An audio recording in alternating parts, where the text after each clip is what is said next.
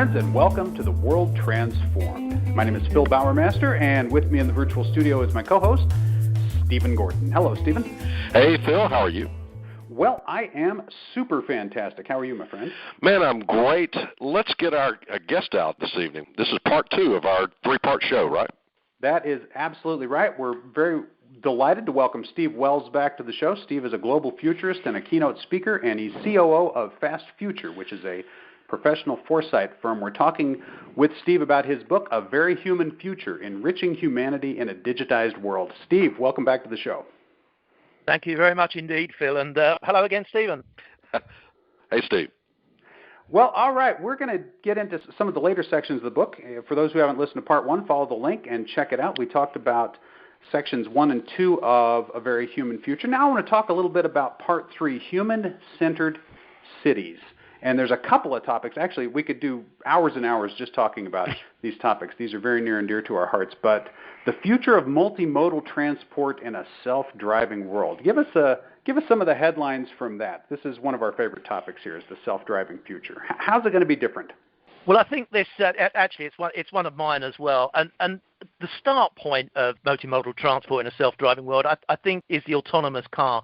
And the reason I love the autonomous car so much is it kind of combines robotics with artificial intelligence. So, the last time we were together, we spoke about the significance of AI. And AI is obviously going to play such a big part in creating self-driving vehicles. And I think it's really important that we understand when we think about a self-driving world, it's not just cars, it's trucks, it's boats, it's planes. It's every way that we can imagine that we'll move around has the potential to be autonomous. And I think the other thing that really strikes me about this particular technology is we're starting from the really hard end of developing it and making it live and work in our cities.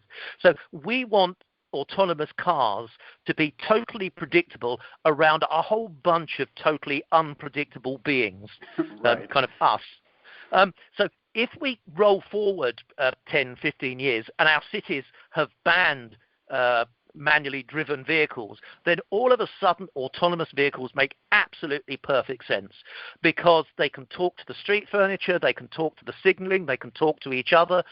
Maybe there'll be a shared protocol in the way that their AI systems are developed. And all of a sudden you've got a much safer driving environment. I suppose the issue that we have at the moment is that kind of transitional piece. So how do we intermingle, if you like, manually driven vehicles with self-driving vehicles? Once we get over that, then I think we're set for a truly changeable world in the way that we move around. But I think one of the other things that people sometimes lose sight of is that this self-driving world has a massive potential impact on how we think about what at the moment are some of our biggest personal assets that we own. So at the moment, I have a car, my wife has a car, my daughter has a car, and all three of those cars spend about 95% of their time parked outside the house. Right. So in the future, maybe we'll all decide that we don't need to own our vehicles and that maybe we'll contribute to a cooperative self-driving organization where we can call up the self-driving car to take us from A to B. Maybe there'll be a range of different types of vehicles. So if I want to work, there'll be a self-driving vehicle set up for work. If I want to chill or sleep, then there'll be one of those as well. If I want to watch a movie, then I choose a movie showing car. So already we've got that kind of different way of moving about and maybe a different way of ownership. But I can see a situation where organizations that currently provide public transport, be they rail companies, be they bus companies, start to merge across sectors into each other's business. So certainly in the UK, we already see that with some bus operators running train lines, for example. But maybe we'll start to see that in the way that we can book and use end-to-end transport. Maybe we can see that in the way that different parts of transport infrastructure are used not just for trains, for example, but maybe also autonomous drones. So, the trackway is used for autonomous drones. So the way I think that we'll move around cities in the future will be radically different, and I think there'll be an implication on the way that we own those kind of vehicle-type assets. One of the things that'll be really interesting to see is, assuming we get to the self-driving future, those vehicles if we're not individually owned, and even if they are, people might be leasing them out while they're not driving themselves in order for them to be used by others. We won't see this world where parking is such a big deal anymore, right? So cities without this hassle of worrying about where all the cars are going to be parked, because they will be parked, right? They're just going to be moving around all the time. We had a banker on a few weeks ago, and we were talking about how the suburbs are going to look different if 1/3 of the house footprint on the ground isn't dedicated to the garage anymore, right? Because people don't have to keep a car in their garage anymore. So suddenly you've got a lot more space to work with, both for residential real estate and for commercial real estate. Everything becomes a lot easier when you don't have all those cars to park anymore. And that's just one little change, but it's not one that people are thinking about. I think that kind of builds onto a bit of a hobby horse of mine, which if you kind of overlay the issue of transportation in city centres with a potential change in work because of automation and an increasing pace of change in retail, then maybe you end up with a city where the population and communities kind of take back the city, because we don't need the big stores that we see. We don't need big flagship stores. We don't need big office buildings, because we're working in very different ways. So not only do we start to see a different issue around parking because we don't own cars in the city, but maybe we see a repurposing of much of the real estate that we see in cities at the moment from commercial and retail back to residential. Now, speaking of repurposing real estate, one of the other topics in part 3 of the book is city farming. And Stephen, I know this is a big one for you. You like to talk about vertical farming. But Steve, one of the chapters of the book here, you talk about beyond vertical solutions. So talk a little bit about what's going to happen beyond the idea of the vertical farm. Just to kind of pick up on the vertical farm piece itself, I think it's really interesting when we're starting to see property developers looking at building office blocks where, if you're in the northern hemisphere, the office accommodation faces north. On the south side of the building, you have a vertical farm. And basically you use the environment created in the office piece to create a favorable environment for the growing of produce and vice versa. So that's one issue. The other is LED farming. So how can we grow crops under LED lighting more efficiently with higher yields than we can now? But I think the other thing that we probably need to dial into this is in vitro meat. So if we don't have to farm meat in conventional ways, perhaps we can basically feed the city from inside the city, using these different methods of farming, be it what we might think of as artificial meat, with vertical farming, with LED type farming. And that has quite a profound impact on some of the related industries. So if you're feeding people from food you grow actually in the city, then all of a sudden you don't need the logistics that you do at the moment to bring the food from the countryside into the city. You actually create less emissions into the atmosphere if you take animals out of the meat production process. So as well as the vertical farming, you've got all these other factors that potentially create a really different sense of what we mean by city farming. Absolutely. All right. Well, I think that one of the interesting challenges that raises, or one of the interesting, let's say, questions that raises, is what's going to happen to all the land out there that is currently being used for farming? Are we going to have big game preserves? Are we going to go back and make parks out of all of it? Because if we move to a future where people are moving to the cities and we're getting most of our food from the cities, what happens to all the rest of that land? Any thoughts on that? Well, I think as part of a very human future, we would see this balance between what is it that technology can do for us, but also how can we be more in touch with nature? How can we be more in touch with some of the other things that actually make us human? So if we think for a second that possibly technology could take more jobs out of the economy than it puts in, then maybe we need to think of how do we keep people motivated to do other things? How do we keep people fulfilled? And one of the ways may be by providing access to more natural areas. So maybe that's one way of repurposing the land. The other thing that I can potentially see is maybe there's kind of a different value associated with city farming and country farming, maybe kind of an organic, more natural process. Maybe we'll even start to see more people moving back out to the countryside at some point as an opportunity to kind of take the value from the countryside back again. So, I think that's quite an interesting question, and maybe one that kind of real estate and landowners may need to think about in the future, because for so long we've actually seen farming land outside the cities being turned over for development. And maybe we'll start to see that reverse. So what happens to all that land? I guess I'm not really sure. That's not something we thought about greatly, if I'm completely honest. Yeah, it's something we talked about, I don't know, a couple weeks ago. We were talking about this interesting kind of urbanization, and the trend over the last century has just been absolutely in that direction. As the population grows, it's also grown more and more concentrated into urban areas. And what finally happens to the farming communities? What finally happens to the small towns? And is it possible that at some point people start to move back, right? They say, well, you know what? Being close to everybody was great, but also having some room might be great too. And since we're completely connected, since we have the technology to be completely connected with anyone we need to be, will we start to see kind of a renaissance of the small town, I wonder? I mean, there are some quite interesting things in there. I mean, first of all, you could imagine that as the transition to increasing urbanization gathers pace, then small rural communities could start to feel disconnected. We already see, I think, in most countries, the great investment in connected technology being in the areas of greatest population. So, I'm sure in the US, just as it is in the UK, as you drive around the country, your cell phone signal disappears between towns. Right. So maybe that could be something that's actually exacerbated as increasing urbanization and the increasing focus on expanding conurbations happens. But then you may see that as new technologies come in and allow us to go back to those rural communities, that maybe we would see a rebirth of those. Maybe, I mean, the other thing that begins to play into that, I think, potentially is the economic impacts around that. So that may be the thing that's available to only rich people, right. And maybe people with less money have to put up with an urbanized type existence. I'm not quite sure how different that is to where we are now, which is interesting in itself. But yeah, you could just see some of these different dynamics playing out.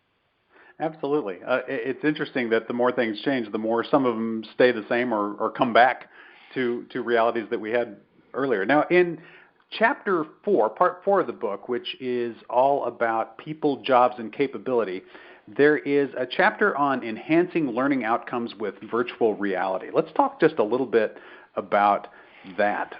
We think of virtual reality as being a very kind of high-concept technology and very much part of the the entertainment infrastructure that's coming on. We think of it in gaming and those kinds of things. But yeah, what are the big commercial or big educational applications that you see for virtual reality in the near future? Well, I think we're already, but just to go back on one about virtual reality, I mean, gaming, you're absolutely right. Business, that's right in there as well. At its peak, the internal economy of Second Life, which I'm sure a lot of listeners will have heard about, was worth $500 million. That was trading in virtual products and services. Amazing. Which I think is absolutely quite astounding. So, the context for this is what's virtual and what's real. So maybe we need to kind of hold that kind of tension in our heads as we start to think about virtual reality. In terms of education, and training, I think it just creates an opportunity to have access to the kind of technology, the kind of visibility, the kind of exploration of knowledge that we've never had before. So if by merging a number of different of these immersive technologies, I can experience what it's like to stand in the middle of the savannah, really up close to a lion, so I could actually smell its breath. I could feel the wind of the savannah on me. I could hear the sounds of the savannah, and I can do that from the classroom. Then I think that really begins to bring to life some of the learning opportunities that we might have. We're already starting to see some of these technologies help in areas such as aircraft maintenance, be it in surgery. So there's a whole range of different real educational and training and business type applications that we're seeing for this technology. The old one that comes to mind, Steve, is flight simulators. I would hate to take a flight with a pilot that hadn't been trained many hours in a flight simulator, right? So maybe other professions, we will get to the point where we just demand it of them. You're not certified to do whatever until you've completed, X number of hours in a simulator of some sort in virtual reality. Yeah, I think you're absolutely right. That will certainly be one thing that we'll see happen. I think the interesting thing about that kind of the flight simulator thing is, I think it was a study that was quoted in Business Insider. It was a couple of years ago now. And basically what they did, they asked a whole bunch of professionals what they thought the likelihood was of their occupations being automated by robots over the next 10 to 20 years. And what it basically said was the kind of things that we might expect to see, so some stuff around insurance, some stuff around retail sales, some stuff around kind of help desk work, that kind of thing would be automated.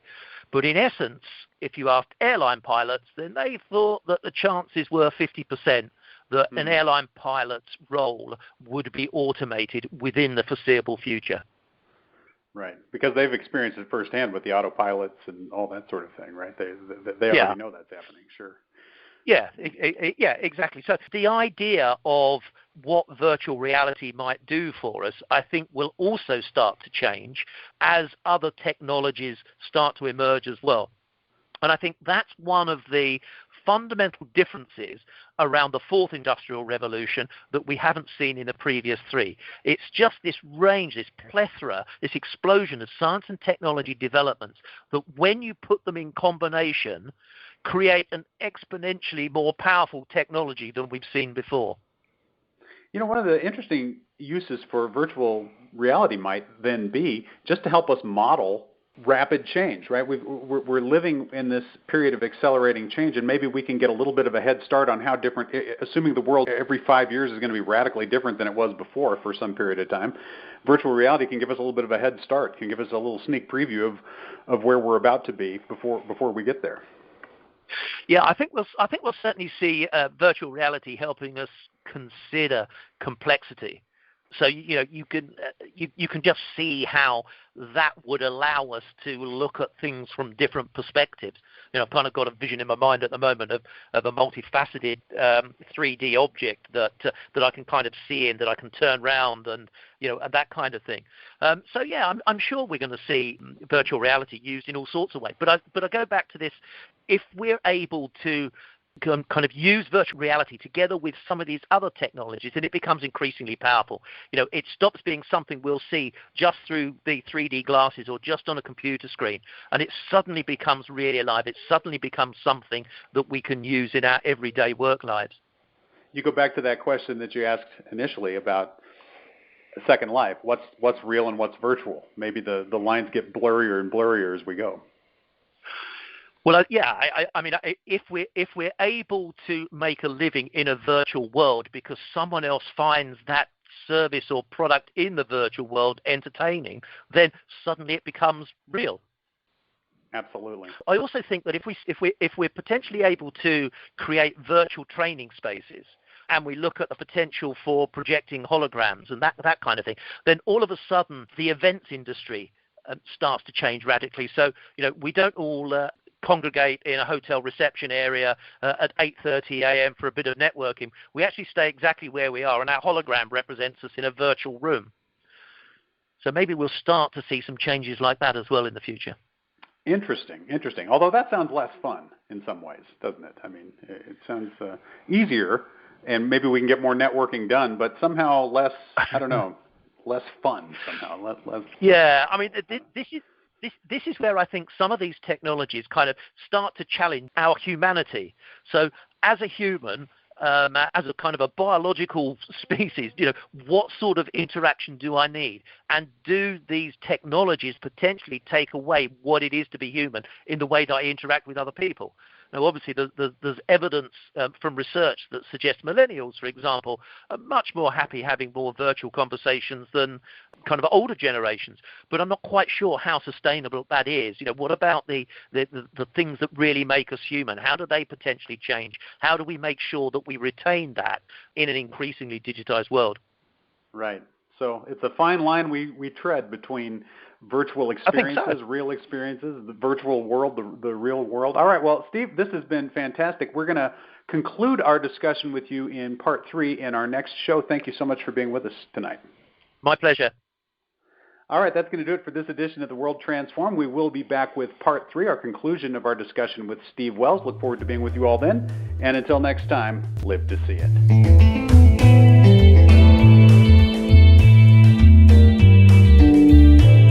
Hey everybody, thanks for watching. Please click the subscribe button below and you'll get an update every time we have a new video out. Also, check out some of our archive videos. We've done more than 800 shows, so you got a lot of catching up to do. Better get started.